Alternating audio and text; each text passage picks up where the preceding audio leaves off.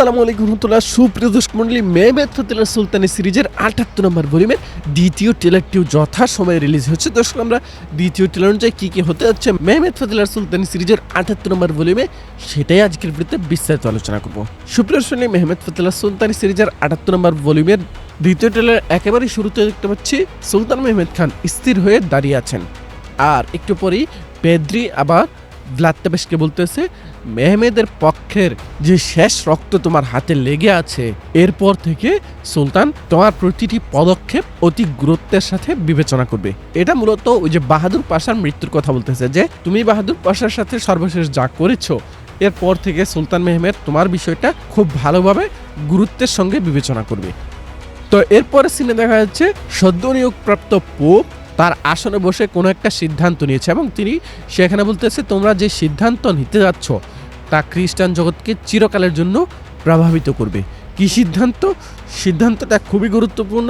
মূলত pope Vlad তেপেসকে সহযোগিতা করার জন্য রাজি হবে এবং খ্রিস্টান বিশ্ব থেকে সৈন্য পাঠানোর নির্দেশ দিবে। যদিও হয়তোবা তার সহযোগীরা এই ক্ষেত্রে প্রাথমিক পর্যায়ে রাজি নাও হতে পারে, কেননা তারা ভয় আছে যে সুলতান মেহমেদ খান যদি জানে যে পোপ ও এর সাথে জড়িত, তবে পরবর্তীতে সরাসরি পোপের উপর মানে ভ্যাটিকানেও সুলতান মেহমেদ খান আঘাত হানতে পারে। এই ভয়ে মূলত পোপের সহকারীরা সুলতান মেহমেদ খানের বিরুদ্ধে যেতে ভয় পাচ্ছে। তো এরপরে সিনে দেখা যাচ্ছে ভ্লাদ তেপেস আবার পেদ্রিকে নির্দেশ দিতেছে, নদী ছড়িয়ে পড়ুক, চারদিকে জলাভূমি পরিণত করো। মানে বিষয়টা হচ্ছে স্পষ্ট, ভ্লাদ তেপেস এবার কিন্তু বুদ্ধিদীপ্ত একটি খেলা খেলতে যাচ্ছে। কি খেলা? সে দানিউব নদী পার হওয়ার পরেও যেন সুলতান মেহমেদ খান অত সহজেই ওয়ালাসিয়া যেতে না পারে, সেজন্য দানিউবের পানি প্রবাহিত করার চিন্তা করতেছে। মানে খাল কেটে দানিউব থেকে পানি চারদিকে ছড়িয়ে দিতে যাচ্ছে, আর এতে করে সুলতান মেহমেদ খান তার ঘোড়া নিয়েও এগিয়ে যেতে পারবে না বা পায়ে হেঁটেও এগিয়ে যেতে পারবে না। তো এরপরে সিনে দেখা যাচ্ছে আকিনজিদেরকে, এখানে বালিবে শামিল বেদেরকে দেখা গেলেও এব্রানুসুল্লাহ আলিবে কিন্তু এখনো দেখা যাচ্ছে না। আমাদের গত ভিডিওতে যদিও আমরা আপনাদেরকে কিছুটা হলেও অভয় দিয়ে বলেছিলাম যে আপনারা ভয় পেন না, এব্রানুসুল্লাহ আলিবে মারা যাবে না। তবে মেহমেদ ফতেলাহ সুলতানি সিরিজের পরিচালক শাহাবুদ্দিন পাশার সাথে যেটা ঘটিয়েছেন, যেটা করেছেন, সেটা যদি এব্রানুসুল্লাহ আলিবের সাথেও করে তবে কিন্তু অসম্ভব হবে না। কেননা ভ্লাদ তেপেসকে ভয়ঙ্কর দেখাতে শাহাবুদ্দিন পাশাকে ভ্লাদের হাতে মৃত্যু দিয়েছেন, শুধুমাত্র ভ্লাদকে ভয়ানক দেখানোর জন্য। তো এখন যদি এব্রানুসুল্লাহ আলিবেকেও ঠিক একই কারণে ভ্লাদের হাতে শহীদ হতে দেখান, তবে কিন্তু আশ্চর্য হওয়ার কিছু নেই। কিন্তু ইতিহাস এবং সিরিজের প্রেক্ষাপট সবকিছু মিলিয়ে আমি কিছুটা হলেও অভয় দিতে পারি যে এব্রানুসুল্লাহ আলিবেকে ভ্লাদ তেপেস মারতে পারবে না। তো এরপরে সিনে দেখা যাচ্ছে সুলতান মেহমেদ খান বলতেছেন, আমরা দানিউব পার হলেও কিন্তু সহজেই ওয়ালাসিয়া যেতে পারবো না, আমাদের দানিউবের পরে আরও কঠিন পথ পাড়ি দিতে হবে। সুলতান মেহমেদ খান খুব ভালোভাবে জানেন ভ্লাদ চুপ করে বসে থাকার মানুষটা, সে দানিউব পার হওয়ার পরেও যেন সুলতান মেহমেদ খান সহজে ওয়ালাসিয়া যেতে না পারে, সেজন্য কোনো না কোনো পরিকল্পনা করে রাখবে।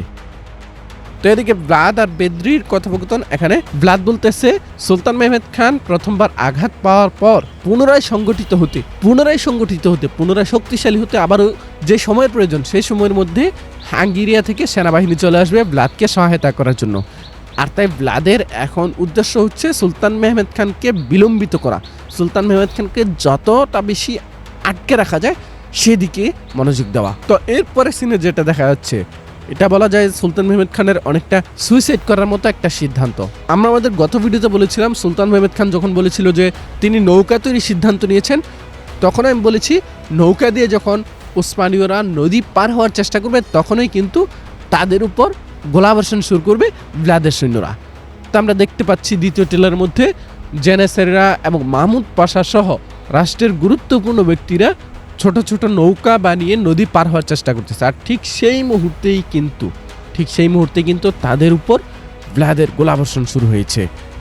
আর এখানে কিন্তু ওসমানীয়দের অসংখ্য হতাহত করবে, বিশেষ করে জেনেসারিদের একটি বিশাল সংখ্যা শাহাদাত বরণ করবে এই জায়গায়। তো ওই যে প্রথম ট্রেলারে যে দেখেছিলাম দোকানাগাদ কবর জিয়ারত করতেছে, মূলত এখানে মারা যাওয়া সৈন্যদেরই কবর জিয়ারত করতেছিলেন তিনি।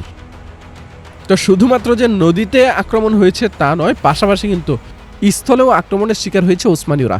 ওসমানীদের যে বাহিনী আক্রমণের শিকার হয়েছে, সেই বাহিনীতে রয়েছে ওসমানীয় সাম্রাজ্যের পরবর্তী উত্তরাধিকারী শাহজাদা মুস্তফা এবং শাহজাদা বাইজিদ। তো সুলতান মেহমেদ খান যখন তার তাঁবুতে বসে আছেন, ঠিক সেই মুহূর্তেই কিন্তু ইউসুফ খবর নিয়ে এসেছে এবং বলতেছে, সুলতান আমরা হামলার শিকার হয়েছি। আর এই কথা শুনেই কিন্তু সুলতান মেহমেদ খান প্রথমেই বলেছেন আমার শাহজাদারা কেন বলেছেন হচ্ছে ওসমানীয় সাম্রাজ্যের পরবর্তী একমাত্র এই দুজনে কিন্তু উত্তরাধিকারী বেঁচে আছে, এর বাইরে কিন্তু আর কেউ নেই। যদি তারা নিহত হয়, তারা শহীদ হয়ে যায়, তবে ওসমানীয় সাম্রাজ্যের ভবিষ্যৎ সংকটে পড়ে যাবে। সেজন্য মূলত সুলতান মেহমেদ খান প্রথমে শাহজাদার কথা বলেছেন। এখানে নিজের সন্তান হিসেবে নয়, বরং শাহজাদা হিসেবে তিনি এটা চিন্তা করতেছেন। তো যাই হোক দর্শক, সবকিছু মিলে এই ছিল আজকের ভিডিও। দেখা হচ্ছে আমাদের পরবর্তী ভিডিওতে। সে পর্যন্ত আমাদের সাথে থাকবেন। যারা এখন আমাদের চ্যানেলটিকে সাবস্ক্রাইব করেননি, এখন আমাদের চ্যানেলটিকে সাবস্ক্রাইব করে পাশের বেল আইকনটি বাজিয়ে দিবেন। আসসালামু আলাইকুম ওয়া রাহমাতুল্লাহ।